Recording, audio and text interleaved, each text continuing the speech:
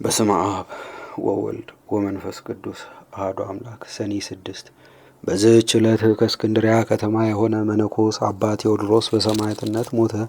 ይህም የታመነና ንጹሕ ቅዱስ ተጋዳይ በእስክንድሪያ ከሚገኙ ገዳማት በአንዱ በመልካም ገድል ተጠምዶ ኖረ። ታናሹ አርዮሳዊ ቆስጠንጢኖስ በነገሰ ጊዜ አርዮሳዊ ጊዮርጊስን በእስክንድሪያ አገር ሊቀ ጳጳሳት አድርጎ ሾመው። ሐዋርያዊ ቅዱስ አትናቴዎስንም ከመንበሩ አሳደደው። ይህ አርዮሳዊ ጊዮርጊስም በማርቆስ ወንበር ላይ ሲቀመጥ ያን ጊዜ በአርዮሳውያንና በእስክንድርያ ምዕመናን መካከል ታላቅ መተላለቅ ሆነ።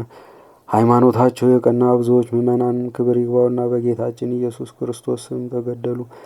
ከዚህ በኋላም ይህ አርዮሳዊ ጊዮርጊስ ስለ አባ ቴዎድሮስ እርሱ አርዮሳውያንን ተከራክሮ እንደሚያሸንፋቸው ከቅዱሳት መጻሕፍትን ማስረጃ በማምጣትና በማስፈረድ ያሳፍራቸው ነበረ። ያን ጊዜም ይህንን መነኮስ አባ ቴዎድሮስን ይዘው በየአይነቱ በሆነ ስቃይ እንዲያሰቃዩት አዘዘ። እንዲሁም አደረጉበት፣ ግን ምንም ጉዳት አልደረሰበትም።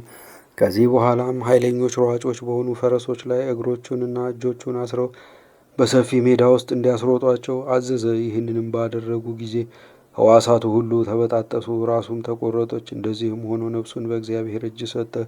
3 አክሊላትንም ተቀዳጀ። አንዱ ድንግልናውን ጠብቆ ስለመመንኮሱ፣ ሁለተኛው ሃይማኖትን ስለማስተማሩና ተከራክሮ መናፍቃንን ስለመመለሱ፣ ሶስተኛውም ስለ ቀናች ሃይማኖት ደሙን በማፍሰሱ ነው። ከዚህም በኋላ ምዕመናን የተቆራረጡና የተበተኑ ሕዋሳቱን ሰብስበው በሳጥን ውስጥ አደረጓቸው። በዚህች ዕለትም መታሰቢያ በዓሉን አደረጉ። እንደ ሌሎች ቅዱሳን ሁሉ የምስጋና ድርሰትን በሮማይስጥ ቋንቋ ደረሱለት፣ በጸሎት መጽሐፎቹም ውስጥ ጻፉት።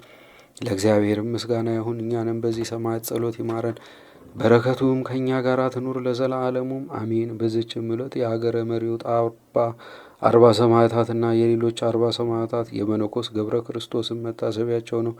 በረከታቸውም ከእኛ ጋር ትኑር ለዘላለሙም አሜን። ዳግመኛም በዚች ቀን አውሳቢዎስ፣ ታማን፣ ሐዋርግና ባኮስ የተባሉ የሀገረ እስና 4 መኳንንት የእረፍታቸው መታሰቢያ ነው። እሊህም ቅዱሳን ለእስና አገር ምሰሶዎቿ ነበሩ፣ ጸሐፊዎቿም ነበሩ። ለብዙዎች ድሆችና ምስኪኖች ይመጸውቱ ነበር።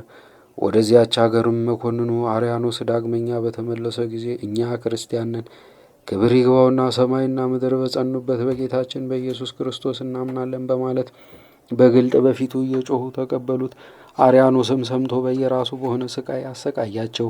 ከዚህም በኋላ ራሶቻቸውን በሰይፍ ቆረጠ። የምስክርነትን አክሊል የተቀበሉ ለእግዚአብሔርም ምስጋና ይሁን፣ በረከታቸውም ከእኛ ጋር ትኑር ለዘላለሙም አሜን።